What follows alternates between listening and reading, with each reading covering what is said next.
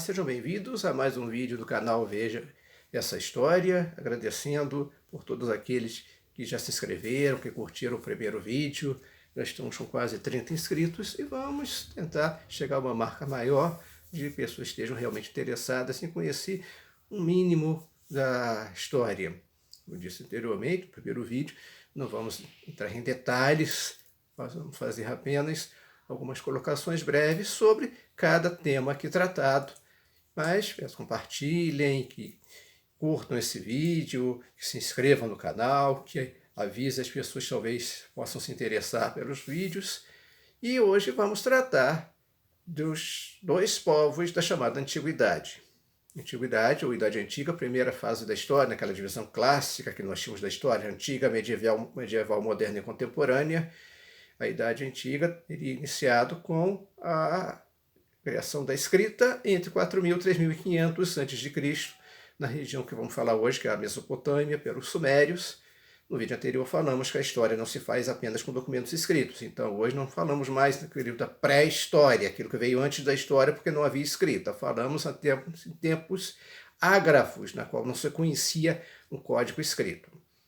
E a Idade Antiga termina em 476, com a invasão de Roma, do Império Romano do Ocidente, pelos povos bárbaros. A Antiguidade é dividida em dois grandes grupos, não cronologicamente, mas cultural, política e religiosamente. A Antiguidade Oriental, que vamos falar hoje, e a Antiguidade Clássica, gregos e romanos, falaremos no próximo vídeo. A Antiguidade Oriental engloba alguns povos do norte da África e da Ásia, obviamente. Entre esses povos, mesopotâmios e egípcios. O que sabemos a respeito deles? O que ouvimos falar a respeito desses povos? Pirâmides, sarcófagos com os faraós mumificados, múmias que saíam andando por aí, não saíam, só em filme mesmo. Os jardins suspensos da Babilônia. Muito pouco, na verdade, sabemos a respeito dele. Ouvimos falar muito exatamente do que eu disse, não é? Dos famosos hieróglifos egípcios. Tem até um livro como o Guia dos Hieróglifos Egípcios, como ler e escrever em egípcio antigo.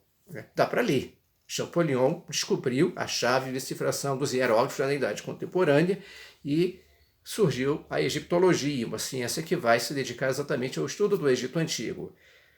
E dos famosos símbolos e mitos do Antigo Egito, dos deuses do Antigo Egito, aqui está representado Anubis, deus dos mortos, da mumificação. Mas tem muita coisa mais importante, mais interessante sobre esses povos. Primeiro, nós temos que falar as diferenças entre eles, apesar de haver uma equiparação cronológica entre os povos da Mesopotâmia e o povo egípcio, teriam vivido mais ou menos no mesmo período, desenvolvido seus impérios no mesmo período. Alguns historiadores em debate. O que surge primeiro? Os impérios da Mesopotâmia ou o Império Egípcio? Mas não vamos entrar no mérito da questão. Vamos falar das diferenças entre os povos. Qual a primeira grande diferença? A primeira, falando que o Egito era um país, como até hoje. Temos o Egito, não é o Egito da Antiguidade, é apenas um pedaço daquilo que foi o Antigo Egito. A Mesopotâmia não é um país, a Mesopotâmia é uma região. A palavra Mesopotâmia vem do grego, mesos e pótamos, entre rios. Região entre rios, porque está situada entre o rio Tigre e o rio Eufrates. Uma região de passagem, diferente do Egito. Segunda diferença, o Egito é um país situado no meio do deserto, dificultando a chegada de outros povos. Daí explica-se porque durante boa parte da história egípcia não existiram invasões. Ao passo que na região da Mesopotâmia nós tivemos vários povos diferentes, em épocas diferentes, e várias invasões, porque é uma região de passagem entre o Oriente e o Ocidente.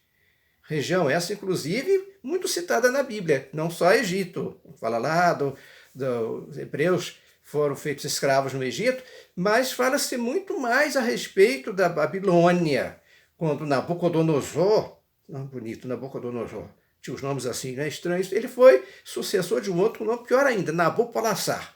Mas o que aconteceu com ele? Ele levou os hebreus cativos para a Babilônia. E na Babilônia os hebreus viram lá o quê? Os chamados zigurates. Era um templo que também servia de observatório astronômico. E dali provavelmente criou-se a história da Torre de Babel. Babel na Babilônia. A palavra Babel significa confusão. Por quê? Babilônia, daí a origem da palavra Babel, era uma cidade dita cosmopolita. Ou seja, afluíam para aquela cidade vários povos diferentes, como mais ou menos Nova York hoje. É uma cidade que você encontra até americano. Mas tem de tudo. Vários povos ali vivendo, passando por Nova York. Não nesses dias, né? Infelizmente ninguém está podendo viajar. Mas é uma cidade assim que tem a presença de vários povos. A Babilônia era desse jeito. Então vários povos com línguas diferentes era uma Babel, uma confusão de línguas, que é descrita na Bíblia. Que houve lá a tentativa dos homens de fazer uma torre para chegar até ao céu, e Deus teria descido, confundido as línguas. Então, a torre seria um zigurate, aquele templo babilônico, que as línguas, várias línguas de vários povos diferentes reunidos na Babilônia. É uma explicação. Você pode dizer que a palavra é definitiva, mas é uma explicação mais provável a respeito da origem da história da Torre de Babel. Mas, estou dizendo, a Mesopotâmia tem essa outra diferença. Não tem um único povo ali. Foram vários povos em épocas sucessivas, diferente do povo egípcio. Foi um só. A semelhança é que esses dois povos se desenvolveram às margens de rios famosos. O rio Nilo, no Egito, da qual Heródoto, um historiador grego, fez a famosa frase que o Egito é uma dádiva do Nilo, é um presente do Nilo. Não existiria a civilização egípcia se não existisse o Nilo, porque o Egito está todo dentro do deserto. O rio Nilo é que traz fertilidade nas suas enchentes, trazendo um humus fertilizante de onde ele nasce, no interior da África, e traz aquele humus fertilizante, uma espécie de adubo natural que fertiliza as suas margens. Os egípcios não ficaram apenas nas margens do Nilo, eles levaram a água para outras regiões, fizeram dutos de irrigação e não ficaram presos ali. Então vocês encontram, né? Quem puder um dia viajar para o Egito, depois de tudo acontecer, né, aconselho que viaje, que conheçam muito disso por aí, e que o Egito não ficou ali preso apenas às margens do rio Nilo. Ele se expandiu. Nós temos construções muito mais distantes do Nilo do que se imagina. A Mesopotâmia, por sua vez, é uma região dita entre rios. A palavra Mesopotâmia significa região entre rios, nos rios Tigre e Eufrates, que funciona do mesmo jeito que o Nilo no Egito, traziam fertilidade ao solo. Então eram povos que se dedicavam principalmente à agricultura, à pecuária, né? Diferente dos fenícios, um outro povo da antiguidade, que não tinha nenhum rio famoso, nenhum rio apropriado para isso, uma faixa de terra muito estreita, era um povo voltado para o mar, tornou-se um povo comerciante, os fenícios. A Mesopotâmia, sendo uma região com vários povos, nós temos 4 principais povos que se desenvolveram ali. Os sumérios, que desenvolveram o primeiro sistema de escrita conhecida, chamada escrita cuneiforme. Os babilônios, a famosa cidade da Babilônia. Os assírios, que era um povo militar, guerreiro, tinha uma crueldade muito grande ao tratar com os povos vencidos. E os caldeus, também chamados de segundos babilônios, porque se desenvolveram a partir da Babilônia, da cidade da Babilônia reconstruída, na qual Nabucodonosor, o famoso rei, teria construído os famosos jardins suspensos, para agradar uma de suas esposas, que veio de um país com muitas árvores, com muitas plantas, e ela saudosa do seu país. Ele resolveu plantar nos terraços do seu palácio os famosos jardins suspensos. Não se tem nenhum registro material a respeito deles. Temos registros escritos falando sobre o jardim suspenso, eram das 8 maravilhas do mundo antigo, que não chegou nada aos nossos dias. A única das 8 maravilhas do mundo antigo que chegou aos nossos dias foram as pirâmides da planície de Gizé, no Egito.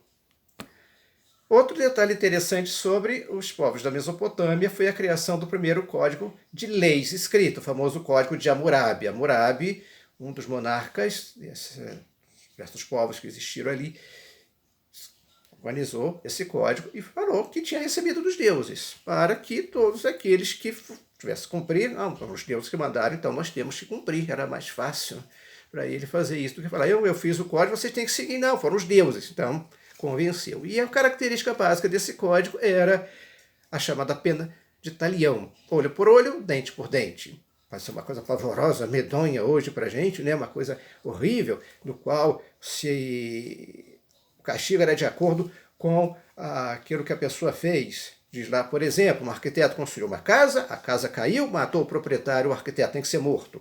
Se matou o filho do proprietário, o filho do arquiteto é que vai ser morto. Daí, olho por olho, dente por dente.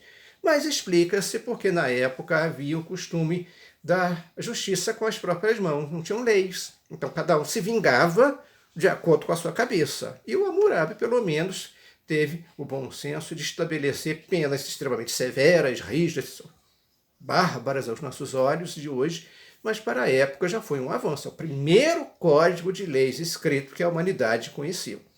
É o Código de Hammurabi. Os egípcios, por sua vez, um povo mais famoso, né, como fala em pirâmides, múmias, famosos templos egípcios, dos hieróglifos, cuja decifração deve-se a Champollion, um sábio francês, que viveu na época de Napoleão, já na idade contemporânea, decifrou os hieróglifos. Os egípcios é um povo que fascina qualquer um, apesar de umas bobagens que se fala a respeito, né, mumificação de pessoas vivas, não foi um filme por aí, né, eles nunca mumificaram ninguém vivo. A mumificação era destinada àqueles, né, estavam mortos, obviamente, porque eles acreditavam no retorno da alma da pessoa para o próprio corpo, uma espécie de reencarnação. Hoje, algumas crenças religiosas acreditam que a pessoa reencarna em outros corpos, formam outra identidade. Os egípcios acreditavam que não, voltaria para o mesmo corpo, por isso era necessário preservar o corpo através da mumificação, uma técnica fabulosa que, aliada ao fato de ser o Egito um país extremamente seco, preservou os corpos assim. Obviamente que não está perfeitinho, né? A gente olha, parece uma coisa assim, mesmo um zumbi, mas extremamente perfeito. Nós falamos em milênios e milênios daquilo ali. A mais famosa descoberta arqueológica, inclusive, um túmulo intacto do faraó Tutankhamon. Não estava numa pirâmide. As pirâmides eram destinadas a ser túmulo do faraó. Tutankhamon viveu numa época que não se construía mais pirâmide. Então ele foi encontrado numa outra espécie de túmulo. E a descoberta do seu túmulo, famosíssima, por um arqueólogo inglês, e que vai espalhar a história famosa da maldição do faraó, na qual aqueles que encontrassem e profanassem a tumba do faraó teria morte pavorosa. Isso era colocado lá pelos sacerdotes com o objetivo de evitar a profanação por ladrões do deserto, porque o faraó era enterrado com um monte de riquezas. Então, a descoberta do túmulo de Tutankhamon mostrou lá riquezas fabulosas, um trono todo em ouro maciço, os vários sarcófagos onde estava a múmia dele, um deles era em ouro maciço, a máscara funerária, a mais famosa, qual daqui é a reprodução, né, da máscara funerária de Tutankhamon, em ouro também, e aquilo despertava a cobiça dos ladrões que perambulavam por ali. Então era necessário espantar esses ladrões. Como? Botava essas famosas fórmulas de maldição, na qual aquele que profanasse iria penar nesse mundo, iria penar no outro. Os ladrões não estavam nem aí. Eles profanavam mesmo. Muitos túmulos foram encontrados lá totalmente revirados. O de Tutankhamon não, foi encontrado intacto, para nossa sorte. Boa parte do que foi encontrado lá está no Museu Britânico, hoje na Inglaterra, foi levado para lá. Há uma querela até hoje entre o governo do Egito e o governo inglês para que devolva para o Egito aquilo que foi encontrado. Eles consideram que foi roubado pelos ingleses. Não vamos entrar nessa discussão aqui. O importante é saber que os egípcios tiveram assim, um conhecimento fabuloso de diversas áreas do conhecimento humano, da medicina, para fazer a mumificação, estavam de conhecimentos médicos muito grandes, de astronomia, que misturava-se ainda com a astrologia. Também vamos falar com os mesopotâmios também, famosos magos de Belém. Os 3 reis magos, nós falamos lá, provavelmente eram astrólogos vindos da Mesopotâmia, que ficavam observando os astros, falavam, vimos uma estrela diferente, então foram atrás, então estavam olhando que os astros eram astrônomos e astrólogos ao mesmo tempo. Na época confundia-se as duas funções. E os egípcios tinham um conhecimento muito grande, inclusive eles tinham que calcular a época de cheia e vazante do Nilo para poder fazer as suas plantações. Tudo isso fez com que eles tivessem assim, um avanço científico fabuloso para a época. Muito mais poderemos falar sobre esses povos, aconselhamos aqueles curiosos que queiram saber mais, que se aprofundem através de livros, de outros vídeos, que nós temos vários aqui no YouTube, falando a respeito de egípcios e mesopotâmios, detalhadamente. É isso que estamos falando, né? O objetivo desse canal é trazer apenas notícias rápidas sobre cada um dos fatos históricos aqui que serão tratados. Agradecendo novamente pela participação de todos, para que se inscreveram, pedindo que mais uma vez compartilhem, comentem se estão gostando, o que nós podemos melhorar nesses vídeos e até o nosso próximo encontro.